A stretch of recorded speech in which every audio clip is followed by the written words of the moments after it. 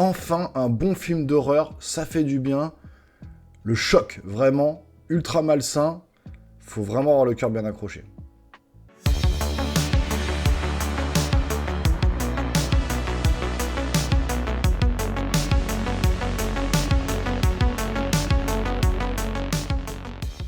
Bonjour les amis, bienvenue sur la chaîne, j'espère que vous allez bien. Si vous suivez assidûment la chaîne, justement, vous savez que j'ai fait pas mal de critiques de films d'horreur. La Main, Winnie the Pooh, etc. La Main qui était plutôt bon, on va dire, dans la moyenne. Winnie the Pooh qui était catastrophique. Je cherchais vraiment un film d'horreur à vous faire partager, à critiquer, à donner mon avis dessus. Et je pense que j'ai trouvé, voilà. Pour l'instant en tout cas. Le film Mégalomaniac, film belge, donc réalisé par Karim Ouelaj, donc je connais pas du tout, hein. Donc ultra bien réalisé, des cadrages vraiment très très bons, une ambiance ultra malsaine, voilà, une réalisation avec une mise en scène sur des tons très... voilà, une photographie très grisée, très grisâtre, très... voilà, on sent qu'on est dans un côté un peu poisseux, un peu sale, vraiment. Ça fait vraiment du bien de voir enfin, voilà, une réalisation, des cadrages de caméra qui changent de l'ordinaire, voilà, qui prennent des risques. Franchement, c'est ultra intéressant, c'est ultra bien fait, c'est ultra bien mis en scène. Donc vraiment, chapeau bas au réalisateur. Pour ce genre de film, encore une fois, hein, pour ce genre de film horrifique, horrifique dans le sens pas à la Massacre à la tronçonneuse, pas en mode démoniaque comme La Main.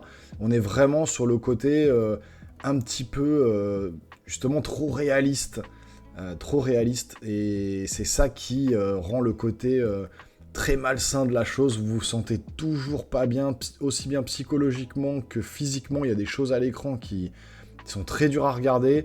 Il y a une ambiance qui est tellement pesante qui vous prend pendant les 1h40 de film. Pas trop long justement pour bien installer l'ambiance. Je vais vous parler du film tout de suite. C'est vraiment, voilà, déjà au niveau de la réal, c'est vraiment très très bon. Le film est joué et campé par deux personnages principaux, Eline Schumacher et, que je retrouve, voilà, Benjamin Ramon. Alors, sur les photos que vous voyez là, ils font beau gosse. Je vous assure que dans le film, ils font peur. C'est vraiment, le maquillage est vraiment très bien fait. Et je vous dis, tout ce côté un peu sombre, un peu grisâtre du film, qui rend un peu le tout un peu poisseux, un peu crade, quoi. Vraiment, vous êtes pas bien quand vous regardez le film, c'est vraiment, ça vous met mal à l'aise, quoi. Et donc, le film, ça raconte quoi? Eh ben, ça raconte l'histoire. Alors, tout au départ, hein, il y a quelques textes à l'écran qui sont affichés, qui vous racontent l'histoire du dépeceur de Mons, un tueur en série belge qui a œuvré entre 90 et 2000, qui a tué 5 femmes, et qui tuait des femmes qui souvent étaient entre 30 et 40 ans, et qui étaient un peu seules et qui avaient des problèmes dans leur vie.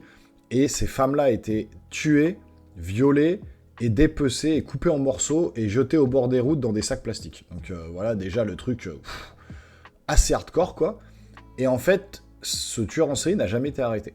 Il y a eu une vague de peur dans la ville, en Belgique, justement dans la région, parce qu'ils avaient peur, toutes les femmes avaient peur de se faire tuer par ce psychopathe, mais il n'a jamais été retrouvé. Et le réalisateur Karim Ouelach part du postulat que ce tueur en série a eu 2 enfants.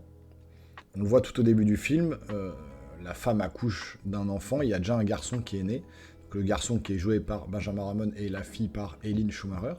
Et donc, le film commence dans une maison très sale, comme ça, un peu très glauque, maison un peu à l'ancienne, avec des vieux bibelots, tout est un peu gris, tout est un peu dans les tons vraiment... vraiment pas de couleurs chatoyantes, vraiment tout dans le dégradé de gris, quoi. Vraiment, très peu de couleurs à l'écran. On sent vraiment que le réalisateur a voulu montrer ce côté un peu angoissant. Ça marche très très bien. Et donc, on va suivre le quotidien donc, de ces 2 frères et sœurs, qui vivent désormais tout seuls dans cette grande maison presque abandonnée, on va dire. Hein. Et le fameux fils du tueur, Benjamin Ramon, qui joue le rôle de Félix. Donc ce Félix a repris le flambeau de son père et continue, lui, à tuer des femmes. Donc il en tue, vraiment, c'est très violent. Il y a des scènes, vraiment, il faut avoir le cœur accroché, hein, c'est assez hardcore. Eileen Schumacher, elle, est élevée, donc, qui joue le rôle de Martha, donc une jeune actrice belge, franchement, qui joue ultra bien la comédie. Franchement, cette fille-là, il faut la reprendre dans d'autres films, parce qu'elle joue vraiment très très bien. Alors autant Benjamin Ramon, qui joue Félix, joue très très bien, le côté très froid. Alors là, il est très beau gosse dans la vie, et là, dans le film, ils lui ont enlevé les sourcils, il a les cheveux tirés en arrière, il a le teint pâle, blafard, on dirait presque des vampires, les deux, là.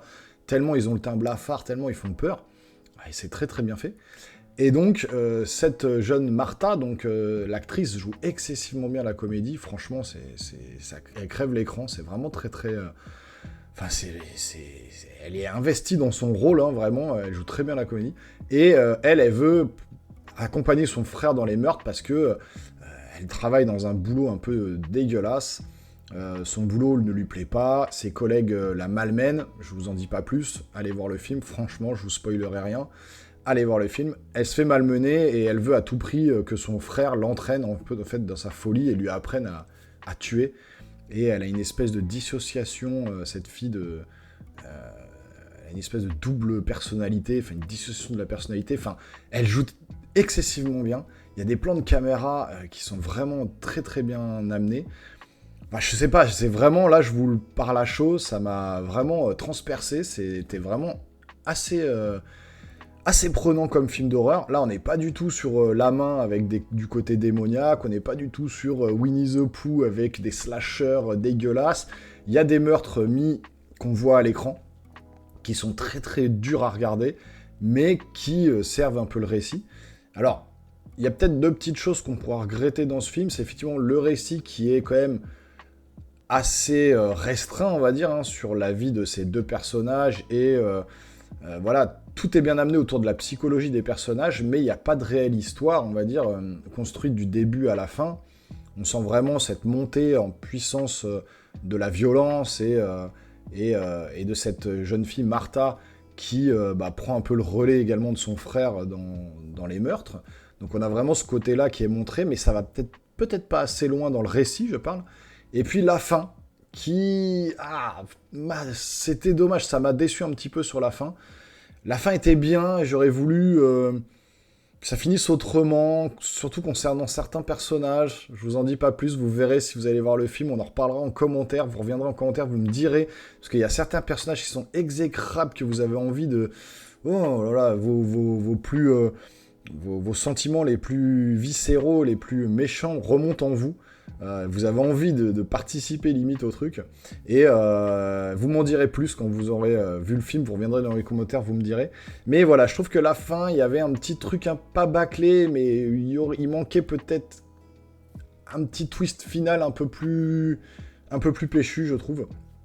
Mais bon, dans l'ensemble, le film est juste excellent. Je vous dis, c'est vraiment... ce côté très malsain qui ressort. La dernière fois que ça m'avait fait ce sentiment-là, en termes de films d'horreur, il y a vraiment plein de styles de films d'horreur, comme je vous ai dit. Hein. Vous avez les films vraiment avec les possessions. Alors, en top du classement, pour moi, L'Exorciste, avec Conjuring, etc., qui sont très très bons. Vous avez les gros slashers qui tâchent, avec en tête de liste les Massacres à la tronçonneuse, les Vendredi 13, tout ça, etc. Donc des films quand même où ça charcle dans tous les sens. Et vous avez cette catégorie de films d'horreur encore, qui sont plus des films psychologiques. Voilà, l'horreur psychologique, l'horreur malsaine, le côté vraiment où vous détournez le regard, vous dites « Ah, mais le mec est fou, quoi hein. !» Dans le même genre de film, il y avait Human Centipede. Alors ça, c'est vraiment l'apocalypse du film vraiment très malsain, que même moi, j'arrive vraiment pas à regarder. Un Human Centipede, c'est vraiment dégueulasse. Mais il y en a un qui ressort un peu du lot aussi, et qui m'avait fait cette impression quand j'ai vu Mégalomaniac, et je vous conseille de le voir aussi, c'est le film I Spit on Your Grave, littéralement traduit par « Je crache sur ta tombe ». Un film tellement malsain aussi, tellement gore, tellement... comme pareil, hein, vos sentiments les plus horribles remontent en vous quand vous voyez ce film-là. C'est vraiment des films à voir quand vous êtes sain d'esprit. Hein. Je veux dire, ne mettez pas ce genre de film-là devant des enfants, même devant des ados. c'est vraiment trop. Il faut vraiment que vous soyez un adulte posé, sain d'esprit pour regarder ce genre de film. Donc autant Mégalomaniac que I Spit on Your Grave, parce que c'est vraiment psychologiquement, ça vous atteint tellement en plein cœur, enfin en pleine tête comme ça, que voilà, il faut quand même être bien dans sa vie et ne pas avoir des pensées un peu noires, parce que vraiment ce genre de film peut vous faire un peu vriller. Donc à ne pas mettre entre toutes les mains, à ne pas mettre devant les yeux de toutes les personnes, et surtout les enfants et les ados. Donc voilà, si vous êtes comme moi, que vous kiffez les films d'horreur en tout genre, que vous êtes bien posé et que vous avez envie de voir un excellent film d'horreur dans le côté un peu malsain et le côté un petit peu glauque, eh ben, foncez voir Mégalomaniac parce que ça vaut le coup. Voilà, des films comme ça qui sortent un peu de l'ordinaire, films belges ou des fois des films français. Je citerai en film français l'excellent film Haute Tension, donc par Alexandre Aja. Alors celui-là, pareil, un film de folie avec une fin vraiment stratosphérique. Si vous l'avez jamais vu, Haute Tension, c'est pareil. C'est plus un slasher, mais la fin est mortelle. Donc franchement, allez voir ce film avec Cécile de France. Enfin, franchement, c'est un excellent film aussi d'horreur. Donc voilà, si vous aimez tous ces genres de films-là, foncez voir Mégalomaniac. Ça vaut vraiment le coup. Ça sort de l'ordinaire, c'est pas un gros film qui sort au cinéma, un gros blockbuster à la Conjuring ou, voilà, ou des films comme ça. C'est des petits films comme ça indépendants que vous voyez passer sur la toile et vous vous dites tiens ça ressemble à quoi. Alors, c'est pour ça que j'essaye d'expérimenter un peu tout ça. J'ai eu une mauvaise surprise avec Winnie the Pooh, mais là j'ai une excellente surprise avec ce film Mégalomaniac, donc foncez voir ce film et ensuite revenez en commentaire, on en discute parce que vraiment ça vaut le coup. N'hésitez pas également à vous abonner à la chaîne et activer la petite cloche pour ne rien rater parce qu'il y aura d'autres critiques de films qui vont venir très prochainement. Et dès la rentrée, comme la chaîne, c'est pas exclusivement du cinéma, mais également du gaming et des figurines, on sait très bien qu'à la rentrée, le gaming fait son retour en force, puisque voilà, les éditeurs et tout balancent la sauce entre septembre et décembre avant Noël. Je pense qu'on aura des nouvelles de Nintendo, etc. Donc voilà, restez bien connectés, abonnez-vous à la chaîne, lâchez des gros pouces en l'air, ça fait toujours plaisir et ça aide la chaîne, je compte sur vous les geeks. On se revoit très bientôt pour une nouvelle critique ou des nouvelles news. A très bientôt, portez-vous bien, ciao ciao.